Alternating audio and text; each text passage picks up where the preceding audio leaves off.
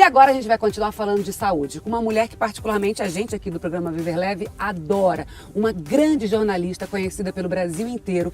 A Isabela Camargo passou por um mau bocado na vida. Pois é, Cici, ela se abriu pra gente, contou em detalhes tudo o que aconteceu e todo esse processo da vida dela que foi realmente muito especial. E isso pode acontecer com qualquer um de nós. Conhece a síndrome de burnout? Não? Então você vai conhecer agora.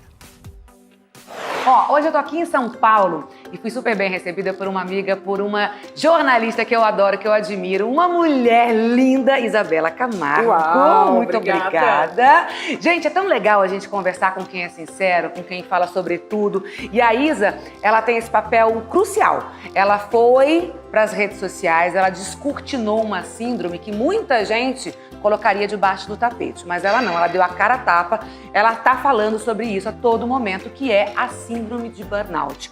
Todo mundo fala que é a síndrome de burnout, todo mundo escuta, todo mundo lê, mas vivenciar, né, Isa, é completamente diferente. Você vivencia ainda a síndrome.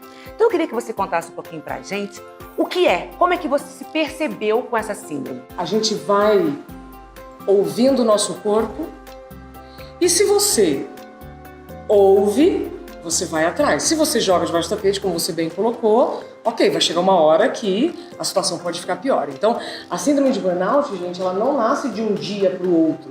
Ela vai começando com pequenas coisas no seu corpo, pequenas, né? Então, o meu caso, em 2016, então há 2 anos, eu tive depressão, fui diagnosticada com depressão. Então já começa pela depressão, no meu caso. Pode ser que uma outra pessoa comece, né, com um sintoma diferente. Depois eu tive um problema cardiovascular. Depois eu tive um problema gastrointestinal. E aí, conforme os anos foram passando, eu fui sentindo o quê? Um cansaço. De outras vidas, eu falo. É absurdo. Absurdo.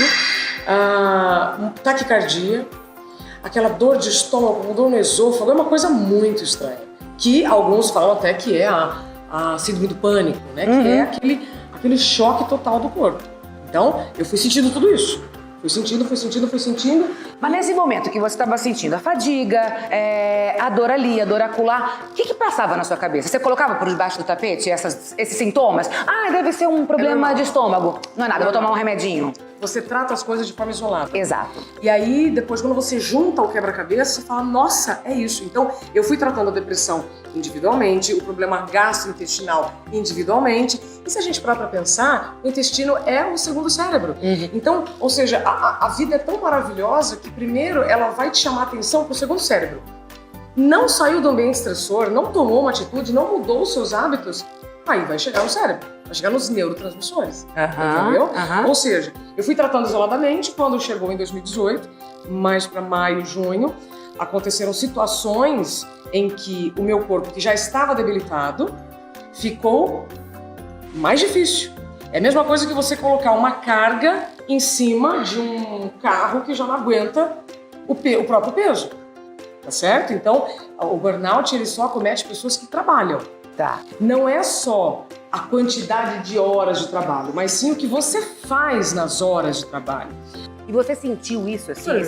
Quando é que você apagou? Quando é que você apagou? Você falou, agora dançou. Quando eu estava fazendo um dos jornais que eu fazia e eu esqueci a capital do meu estado.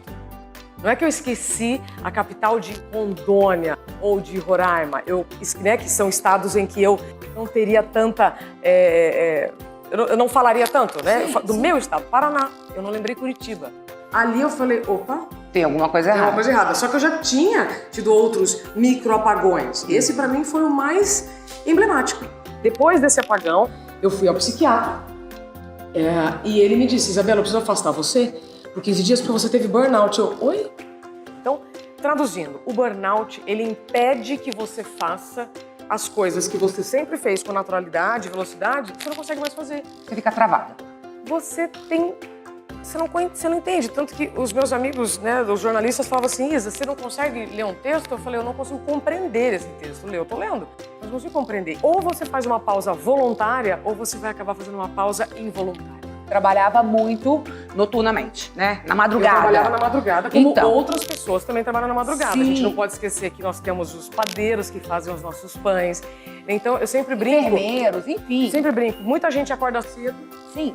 pra hora que a gente acorda, do pronto. Mas você acha que essa alteração no seu horário de sono também contribuiu? Sim, isso é comprovado cientificamente. Hoje, como é que você tá? O que você aprendeu com esse afastamento, com esse desacelerar do seu ritmo? O que você aprende? Quem é a Isabela hoje?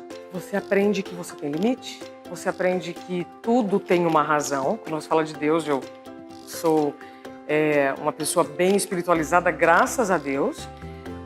E te digo o seguinte, a saída é pra dentro. Nesse momento que eu fiquei os primeiros 15 dias da licença médica, eu voltei para dentro, eu fiz um mergulho interno para entender onde eu errei, o que eu fiz.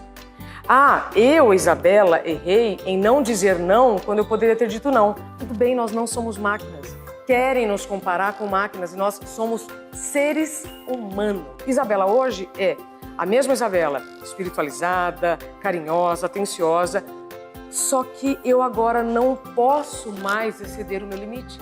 E a gente fica muito feliz de ter você aí para levantar essa bandeira, descortinar, tirar esse preconceito e fica a dica, qualquer sintoma, procura o médico, né, Isa? Procure o médico, estabeleça seus limites, assim como tudo tem limite, veja qual é o seu e não jogue para debaixo do tapete. Obrigada para nós. Saúde para todos. Que o tempo sempre esteja a favor de vocês. É isso.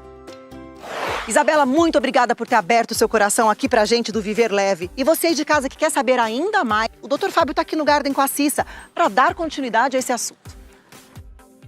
Fábio, tão bom ter você de novo aqui no Viver Leve. Obrigada, viu? Prazer meu, Cissa. Que honra estar aqui com o seu público e com você, a gente ajudando a esclarecer temas tão difíceis, né? É verdade. E hoje a gente vai falar sobre o burnout, né? A gente acabou de escutar o depoimento da Isabela Camargo, que sofreu e ainda sofre, está em tratamento do burnout. E eu queria te perguntar algo que você em casa deve estar pensando.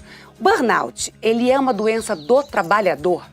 Sim, Cissa. O burnout é uma síndrome de exaustão profissional. E para ocorrer o burnout, a gente tem que ter 3 fatores. Uma exaustão física e emocional.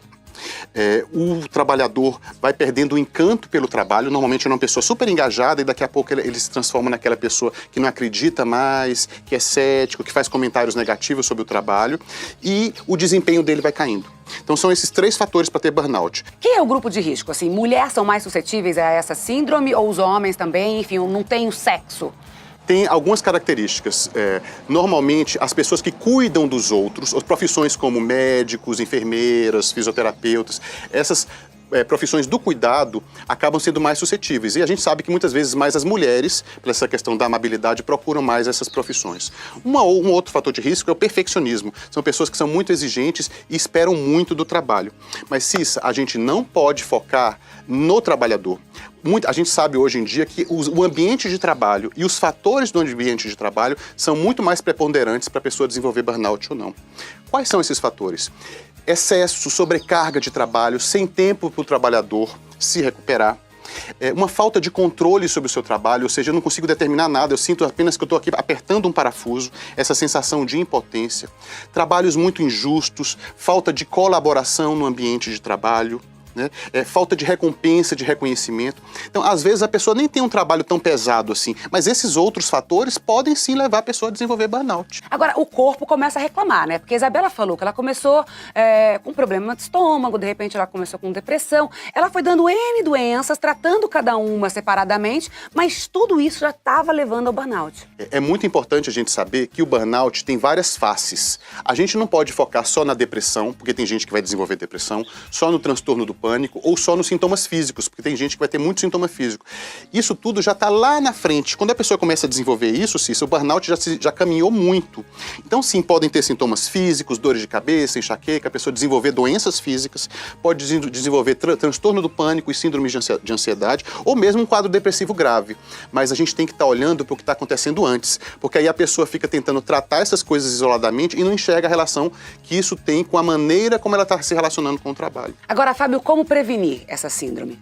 Primeira coisa, a gente precisa intervir nos ambientes de trabalho. Os maiores pesquisadores de burnout dizem, não adianta focar só no trabalhador e dizer que o problema está nele, porque quando a gente vai olhar, a gente vai ver mais gente lá desenvolvendo essa mesma síndrome. E a gente também não precisa demonizar um ambiente de trabalho. Existe uma maneira positiva da gente tentar melhorar o controle, a sensação de controle que as pessoas têm no seu trabalho, como elas podem contribuir mais, essa coisa do reconhecimento, estimular ambiente colaborativo. Se tem sobrecarga de trabalho, dá tempo para esses trabalhadores se recuperarem, porque todo mundo está sobrecarregado. A questão é que quem tem burnout, às vezes, já vai emendando uma coisa na outra, né? Então, a gente tem que olhar para o ambiente de trabalho de uma maneira positiva e os chefes, se você que é chefe, você que é empresário, não precisa ficar paranoico, não. Tem um jeito bacana de você fazer isso, acredita, tem pesquisa, vai atrás disso. Vamos conscientizar os nossos empresariados, os nossos patrões, de que não adianta sugar só pensando no curto prazo. Esse capital humano, ele precisa ser cultivado. E se ele se sentir leal a você, lealdade não tem preço, Cissa. Lealdade vai ser alguma coisa que você vai cultivar muitas coisas a longo prazo. E seja leal com você também, se trate bem. Então, para de trabalhar no final de semana, encerrou o horário do expediente, acabou o seu trabalho. Não fica trabalhando em casa, não, né? Se dê um momento de lazer, de relax, vai curtir, vai passear, principalmente agora, final de semana. Então, ó, vai com tudo, tá bom? Muito obrigada. Adorei conversar com você. Volte sempre. Você sabe que a porta do Viver Leve está aberta sempre, tá bom? Muito obrigado, Cissa. Mais uma vez um prazer estar aqui com você. Prazer é meu. A gente vai para um rápido intervalo. Você aí? Não descola.